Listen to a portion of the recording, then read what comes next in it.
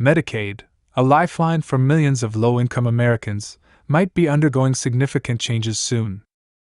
These changes could shake up the program and impact millions of beneficiaries.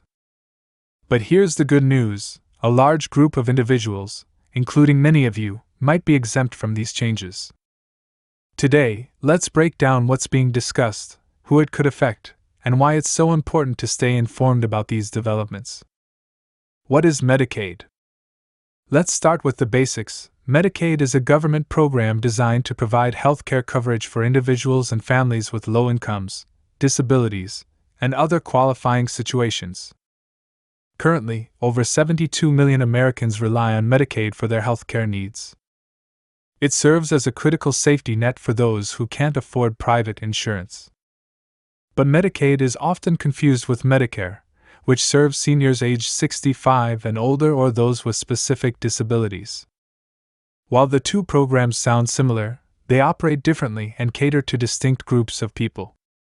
Together, these programs support more than 140 million Americans, which is about 41% of the U.S. population. That's 4 in every 10 people. Now, as we approach the end of 2024, discussions around Medicaid are heating up. There's talk of implementing work requirements for Medicaid eligibility, something that could lead to widespread changes.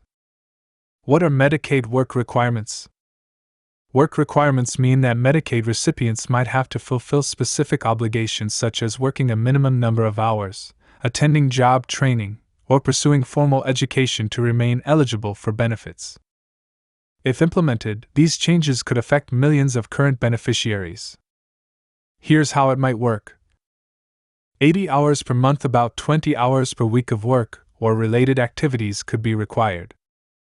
If recipients failed to meet this threshold, they might only qualify for Medicaid for 3 months out of the year. However, Medicaid is federally funded but state-administered, meaning individual states could choose whether or not to implement these requirements. This is similar to what we've seen with programs like SNAP Supplemental Nutrition Assistance Program. For example, states like Arkansas, Georgia, and South Dakota have explored or implemented work requirements for Medicaid in the past. Exempt groups, who wouldn't be affected. While this might sound alarming, many individuals and groups would likely be exempt from work requirements. Here are some of the key exempt categories. Pregnant women. Expecting mothers would not need to meet work requirements, ensuring they continue receiving health care during pregnancy. Individuals with disabilities. Those living with disabilities would be protected, as Medicaid often serves as their primary healthcare provider. Seniors. Older adults, particularly those 60 or 65 and older, would also be exempt. The exact age cutoff might vary depending on the program's final rules.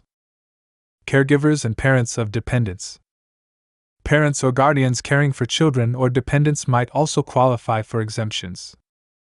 These exemptions aim to protect the most vulnerable populations, many of whom rely heavily on Medicaid for their well-being. Why are work requirements being considered? The argument for work requirements often centers on encouraging independence and reducing dependency on government programs.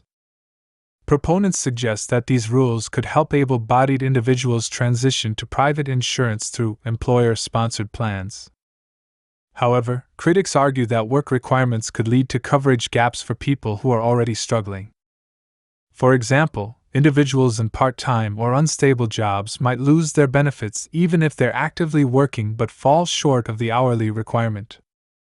Interestingly, recent data shows that many Medicaid recipients are already working. 44% work full-time. 20% work part-time. Others are engaged in school or job training programs, which could qualify them as exempt. What could happen next?